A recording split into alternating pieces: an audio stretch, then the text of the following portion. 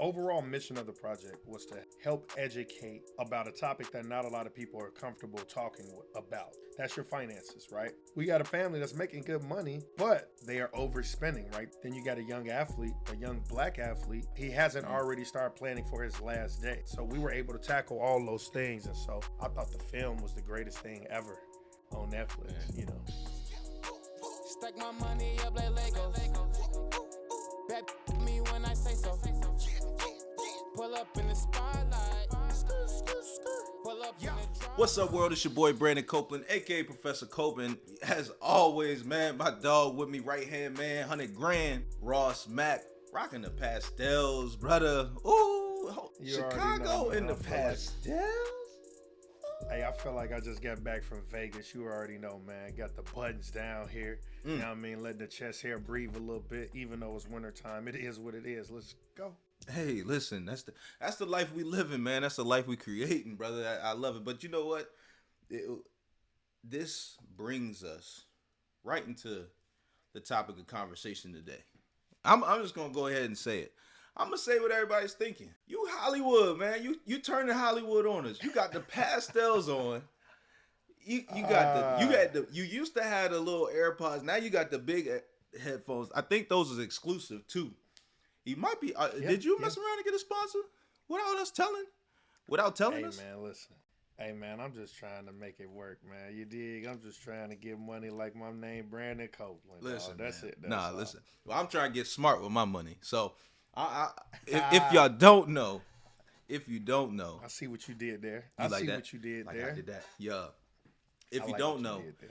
Ross Mack, man, first and foremost, congratulations, my brother. Congratulations. If you haven't checked it out yet, Get Smart with Money on Netflix. An entire documentary helping people, individuals with different stories, different journeys, manage their money, but also, more importantly, take control of their lives financially, right? And I have the pleasure of co-hosting this amazing podcast with somebody who is just always elevating, bro. Like, that's the thing that, you know, has been important to me in my life, is surrounding myself with people who are where I'm trying to get to or continue to push me up to that next level. So you don't just stop with, you know, showing up to Essence Fest and being on stages and you know, sharing financial education gems with a wide audience. You don't just stop with, you know, being on McDonald's, you know, do they call it 30 under 30?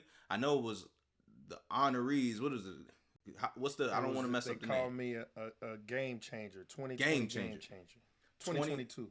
2022 game changer. A game changer, right? One of the few people in the world on that list, right? You decide to go ahead. Let me go ahead and take my talents to Netflix real quick. Let me go ahead and educate the people. And it was an honor. One, it's an honor to be on here and talk shop on a daily basis with you. But more importantly, it's an honor to watch your continued evolution and how you scale Maconomics and how you scale your impact and your reach to help other people. And so I want to understand, like I'm sure many people want to understand, a number of different things about this entire experience, right? The Netflix experience. But for those who don't know, because I got to make sure they're caught up, right? Ross was one of 4 money experts who helped 4 different individuals, and one person I think was, you know, more of a family, so to speak, help them manage their money and get their financial lives in order. And these are some heavy hitters in the financial education game, right? The financial advocacy game. You had the opportunity of working with Jalen Tease Tabor, graduate of the University of Florida, 2nd round draft pick to the Detroit Lions. One of the reasons why I know that is because Jalen came to the Lions when, you know, my 2nd season there, and was always just, you know, a great individual, great dude to be around. But you had the opportunity to help him in a season of his life where, you know, money wasn't promised. You know, for a lot of guys, you know, Jalen was teetering between that active roster, practice squad roster, which is the difference in hundreds and hundreds of thousands of dollars, but then also teetering with not playing in the NFL. as well, right? When you're in a practice squad, you close to not playing. Shoot, when you're on the active roster, unless your name Aaron Rodgers or Tom Brady, right? You close to potentially not playing. So, you had the opportunity to help him get a grip and understanding of his money, which I want to make sure we're going to talk about that process a little bit later. Y'all gonna have to stick around for that, right? You're gonna have to make sure you like, subscribe, share, all of that good stuff, but also stick around to hear Ross talk about the money. But first and foremost, just Netflix experience overall, right? How did that come about, right? How did that happen? How does that evolve? Man, Netflix, bro. You know what I'm saying? Boys is on the big screen. You know what I mean? Big fly on the big screen. You know what I'm saying? Got a voice for radio, but a face for TV. Mama, I made it. You dig? But nah, honestly, it was all organic off the love. It really just came with being a person that's reputable in the financial literacy, advocacy, teaching space, right? And what happened was one day I got a DM. It all started with a DM. It go down in the DM. It go down in the DM. It go down. It go down. But no, funny enough, so it really went down in the DM. And crazy enough, like I get a ton of DMs. But one of the things that happened, I got a DM and that led to an email. And they told me, hey, and it comes from the production company, man. Shout out Atlas Films. They were like, yo, we're working on a big documentary. Here's the impetus on it. Is it something you'd be interested in? And at this time, they started out with the coaches before they found the families that we were helping, right? And so they were trying to see, yo, are you down to be a financial coach for this?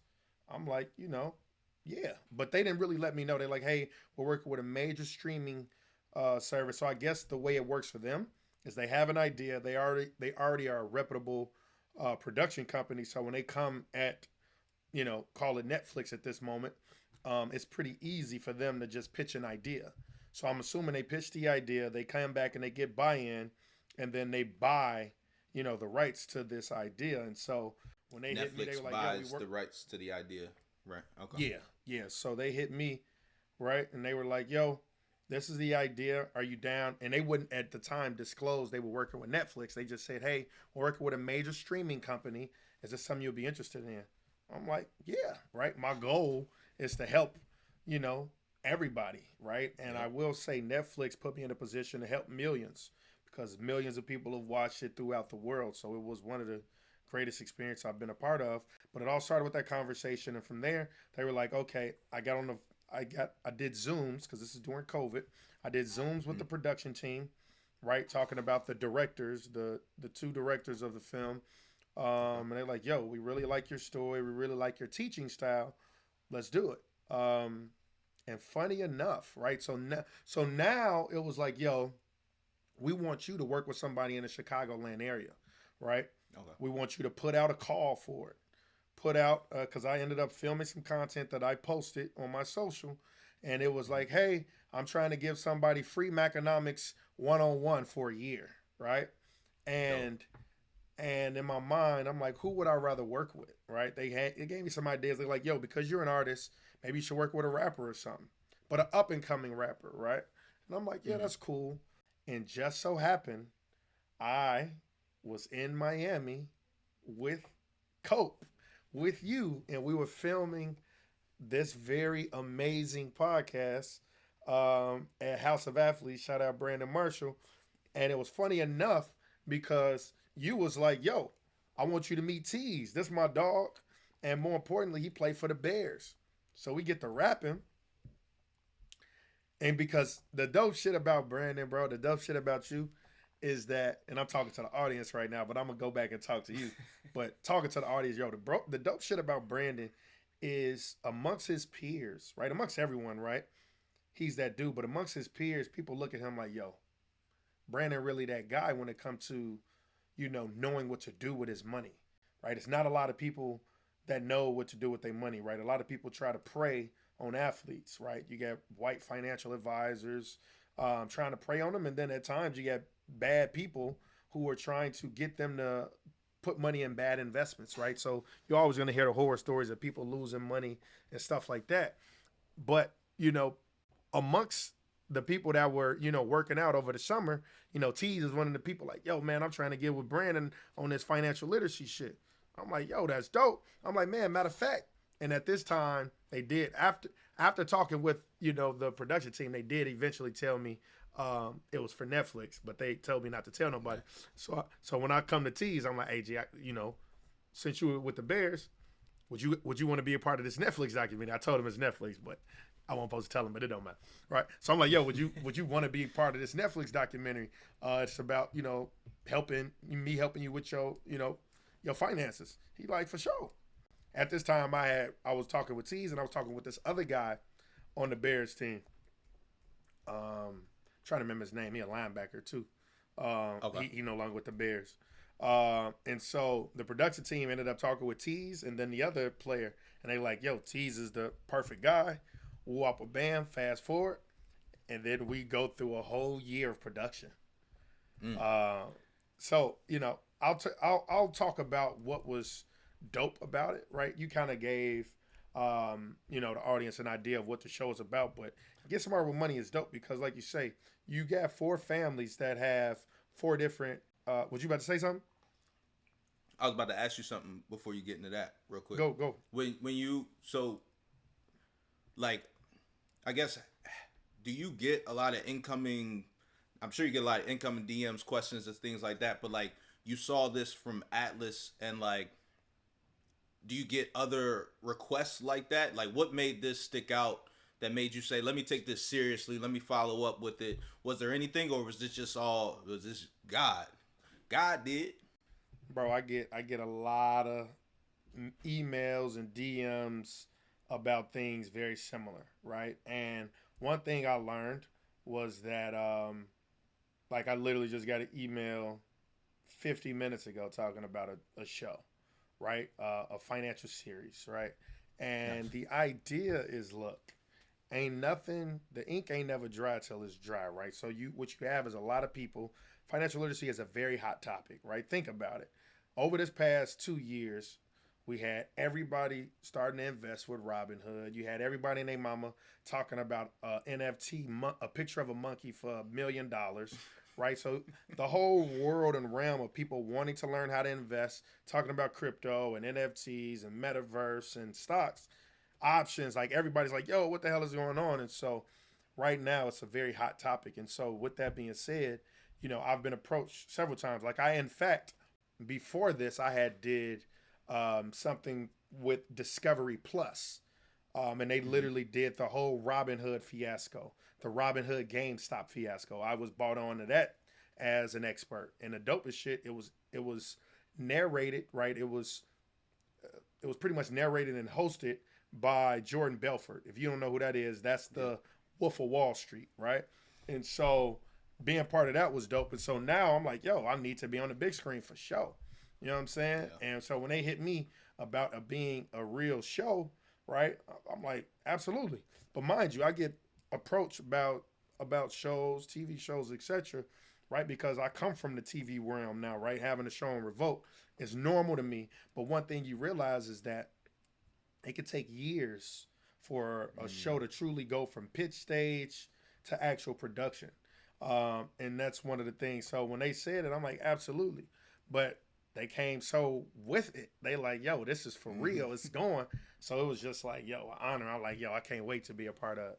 That's awesome, man. That's a major, especially like you said, like you although you get a bunch of incoming messages and things like that, it's like also keeping an open mind, because sometimes you would have messed around and missed that blessing if you didn't have that open mind. You know what I'm saying? You would have been, hey.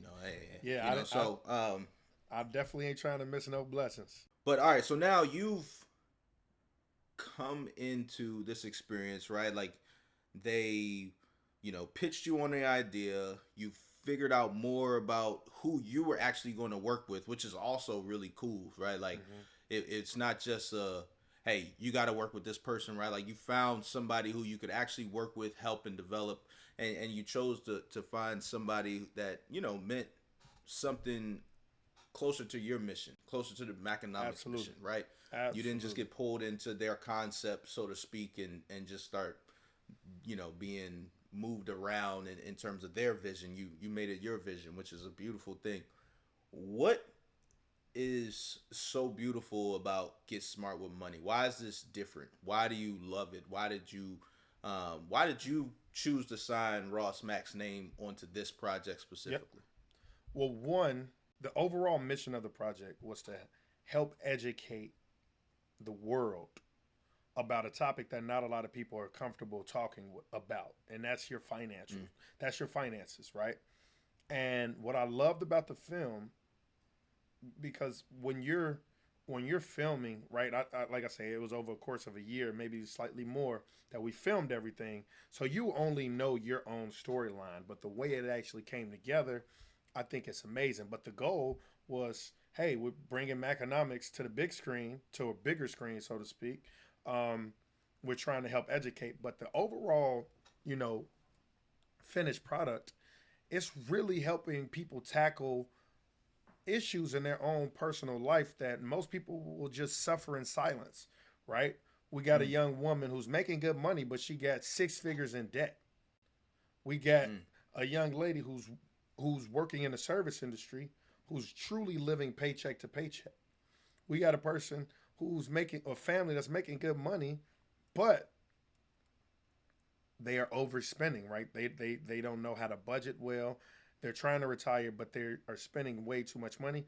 Then you got a young athlete, a young black athlete who's making good money, but he's in a career where there's no job security, and two, he hasn't already started planning for his last day. And so he hasn't started investing. And so at the end of the day, what you're doing is touching on stuff that everybody around the world has an issue with.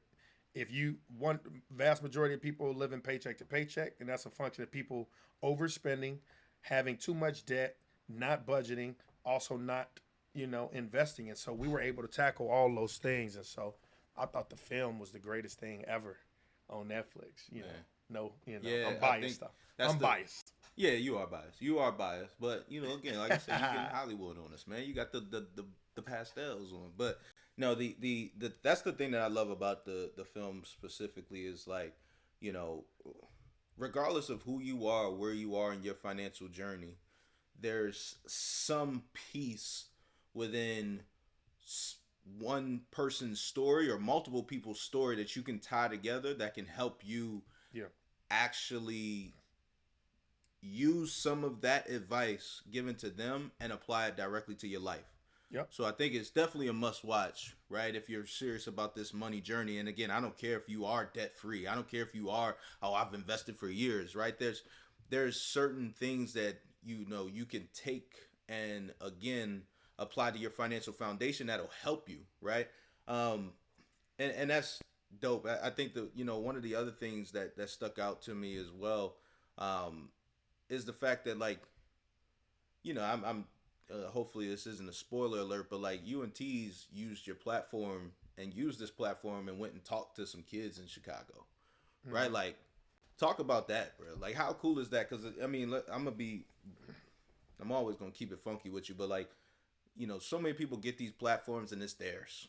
And they ain't sharing it with nobody. Yeah. And they can't wait to brag to all their friends and all their family members and stun on you and new number who this because they made it to the big stage. But you took it as an opportunity to not only continue, that's the difference with you, like continue to put people on, but also give these kids an opportunity to share that platform with you. Like, I'm sure they went to school bragging about how they're on Netflix. Yeah. Right? Like, yeah, and that's powerful. A few shorties tagged me like that. Like, man, at the end of the day, that was one of the most rewarding and fulfilling moments of the film because what you have is a transformative storyline of a young athlete coming to a lot of money, doesn't necessarily know what to do with it, and now he's retroactively looking back like, man, I for the most part blew that money doing, buying jewelry and clothes and trips, etc. And like you say, he's at a very pivotal point in his career because he had just broke his foot. He was released from a team or two. So now, the idea of making millions, it was diminishing. And he's like, yo, I'm trying to make the team again. So he had a different type of hunger, but he also had a different hunger when it came to investing and controlling his expenses and starting saying, okay, how do I, how am I rich for life? And what you have was like a very transformative mindset of a young athlete, changing his relationship with money, and then literally taking that whole year long of talking with me and me showing him what $50,000 would look like, just being invested in the S&P from the day he was drafted, first call it 5 years later. You literally had a person who had a different outlook on life. And when he was able to sit down and talk with the kids, right? And I'll be remiss. You said they were Chicago. We was actually in Florida, so them was some legits in Florida. But what you had was them, us connecting with them on a different thing, on a different level. And one of the things he said was like, man, the whole glitz and the glamour that you see when you turn on Instagram, he like, man, that's a facade. That's fake. Like, what's real is us teaching and learning how to become owners as opposed to consumers, right? The media has it in a way where our community, we're deemed as, trying to flaunt the glitz and the glamour. You have kids and families living beyond their means just to try to keep up a certain image, a certain facade. And one of the things we was talking to the kids about was like, yo, when you see little baby with 100 chains on, yada yada yada, that's not the dream. That's not the American goal. Like, the dream is owning stuff, right? Being able to start investing, being able to start thinking about what your family wealth, what's y'all legacy gonna look like, 50 years from now. And so I just love talking with them kids. I thought that was a great, turning point in the film. And it was amazing to see, because again, where does that conversation that y'all had, where does that take their mind from there, right? What conversations are they having on the way back home with their family members, friends, communities, etc.? And how are they looking at money differently, right? One of the best lessons I got in the league, it was don't compete. Don't start competing. I might have talked about it on the show before, but, when that person told me that, they mentioned how, you might see somebody doing and spending their money one way, might be little baby with chains, but you don't know what the behind the scenes is like. You don't know what they have taken care of. You don't know, shoot, some of these rappers, you might get them chains for free. You might get these chains for a post, right? Or you might have these chains, but you got the discretionary income to make that decision. You have a place to sleep. You may have hopefully you have a place to sleep. You have your assets aligned and all of that stuff. While some of us, we see that and we are working to go get that rather than the assets first, right? The things that'll pay for that over time. So I think that's huge that you pointed that out. I got a question for you. I got an answer. Before we get into the money, what was the most challenging thing about this experience? Was there any time you felt uncomfortable, or was there anything that you had, like, obviously this is Netflix, this is the big screen, so you were yourself on screen, which was beautiful, but like, was there anything that you had to overcome, or you had to try for the first time being on this new stage? No, the only thing that I thought about was just like, man, everything I'm saying gonna be amplified because it's gonna be on Netflix, right? And so I went into it, not despite knowing, everything effectively, right, in terms of being able to how to help this person. I call myself studying, right, behind the scenes. I called, very reputable people that work at top firms from a actual, financial advising standpoint as well, just to kind of pick their brains, right? Because the thing that's challenging, I give average people information and financial advice every day, right? I try to keep, I give people financial advice literally every day. And one of the things that I found was interesting was talking to an athlete who has an earnings curve that they peak before they hit 30, right? They hit their earnings potential before they hit 30. And so it was saying, okay, how could I get extremely aggressive with approaching this person's financial goals in such a short time frame, right? Whereas the average person that I'm giving advice to, and by average I'm talking, 98% of the world or 99% of the world who are not, professional athletes, right? It's just like, because the average person, each year they're gonna get smarter on the job, get more tenure on the job. So rightfully so, they should make more and more money each year as they are working. But one of the things was like, all right, I'm talking to a young athlete where, I'm trying to help him, act as though he may have already played his last game. I'm trying to have him get aggressive with the finances. But one of the things also was like, man, his biggest goal, his biggest investment right now, believe it or not, was in his time, was in him reading the playbooks, because his greatest return on investment would have been making the team. So it was like, trying to balance saying, yo, let's start thinking about, investing and opening up this brokerage account while simultaneously he's trying to make the team. So at the end of the day, one of the things was just like me trying to truly understand, like, talking with athletes is a lot different than the average human. Yeah. It's such a tough balance, right? Like you said, it's like giving the time to splitting your time between, living, breathing, talking to family, all of that type of stuff, with also investing the amount of time and you need to take to be a pro athlete, right? Like, and I want to emphasize that because some people don't get it, right? Some people think that it's just, oh, you just wake up, you were born faster than everybody else. You just wake up and roll out of bed and play on Sunday. Well, no, Yeah. as somebody said, when you came out of college, in college, maybe you spent 8 hours sleeping, right? You spent another 12 hours, potentially doing school and college and book Bro, work ain't and all of nobody that type get of no stuff. You ain't 8 spent that hours of much. sleep in college, dog. Exactly, right? And then you had a few hours that were dedicated towards football. Well, when you come into the NFL, like, nah, that 12 to 16 hours of your day is football, right? And live, breathe, eat, and sleep it.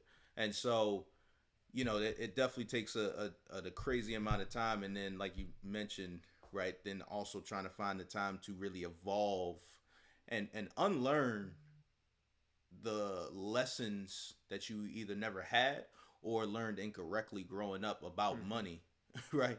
It is a challenging ordeal, but obviously he had the right person to walk him through it. So can you share with us just a taste? Because everybody got to go. They got to go check out the film themselves, Absolutely. right? If you haven't already. Absolutely. And if you have, I would love for you to share your favorite parts of the film with us, right? Through the comment section, DMs, however you choose to do it, preferably through the comment section. But what are some of the main pieces of advice that you gave Tease in trying to coach him on how to get smart with his money? Yeah, man. Look, man. Shout out Tease. I love that kid, man. That's my dog. I got a lot of love for Tease. But one of the things we did when we first sat down was we first started out with a budget. I think everybody needs to start out with a budget. You need to truly understand your inflows and outflows to get an idea if you overspending, right? You will get an idea. Sometimes you spending too much on rent. Sometimes you dining out a little bit too much. Sometimes you shopping a little bit too much, taking maybe one too many trips. And you really need to see that. And then the next thing when it comes to the budgeting, right? One of the things that I was able to help Tease realize is like, yo, in the event you don't make the team, let's look at the run rate of how much money you're spending versus how much money you have in the bank. I want you to see you'll be broke at this year if something doesn't change. So then it was all about saying, okay, let me change my relationship with this money. Let me start really getting serious about everything. And so that was the first thing. Then the next thing was with that run rate, really quickly, is there a tool that you use for that, or is there like you Googled that tool, or is that like a Maconomics tool? That How was can my- somebody else calculate that? Yeah, so I mean, so what we used was my budget, the Maconomics budgeting sheet, which you can find at maconomics.com. All we did was say, okay, these are what my monthly expenses are, and this how much cash I have. Worst case scenario, I have no income because I'm not playing in the NFL. And all that was saying, you know, this is how much money I have to pay. This is how much money I have. My annual pay rate, right? You take all your monthly bills, multiply that by 12. And all I was saying was that, okay, you subtract your savings after, you know, each year, you get an idea of when you run out of money. It was just simple math of saying expenses with no income, you know, so all you're using is your savings. Well, guess what? Your savings will eventually, you know, run out if you, one, aren't finding a way diversifying and making money, and two, if you're not lowering your expenses. So that's really what the runway was. Perfect. And then you were about to go into the second point. Yeah, the second point was just showing them how important it was to invest, right? One of the things you realize is that, you know, people that look like us, black people, are under invested when it comes to the stock market. And, you know, the true only way to grow our money is to invest it, whether it's in the stock market or real estate or what. We have to invest our money because our money is losing its value due to inflation. And so that was really important, helping him not only understand why it's important to invest, but two, letting him see how hindsight truly is 2020, and letting him know how much his money would be, how much money he would have made had he started investing day one when he got into the league. And so now, you know, we started exploring several things, and we started to get him investing, right? One of the things we did was get him over that hump of being scared to lose money. And he jumped out of there, right? I took his investing virginity, pause. You know what I'm saying? And it was fun, though, man. We had a real good time. Gotcha, boy. Freak boy over here. All right. The final question, and you know, I gotta ask questions for the audience, right? That's our job here as hosts, right? We gotta ask these questions. So this is not even a tough question. I'm building it up like it's a super tough question. Definitely is. If I can't have the opportunity to get chosen to be on a Netflix series and to get one-on-one coaching from Ross Mack, what can I do to learn more from you about how to continue to build a strong financial foundation, or how I can get smart with money? Yeah, man. Well, one, I just recommend watching the documentary, right? It's like an hour and a half.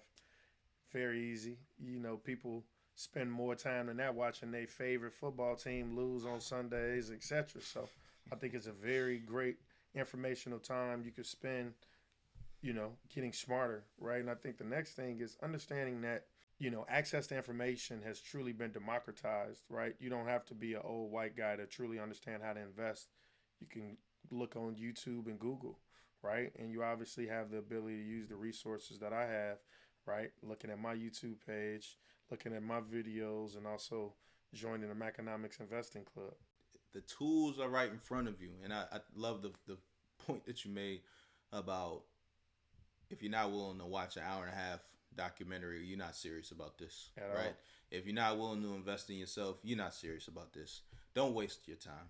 Don't At waste all. our time, right?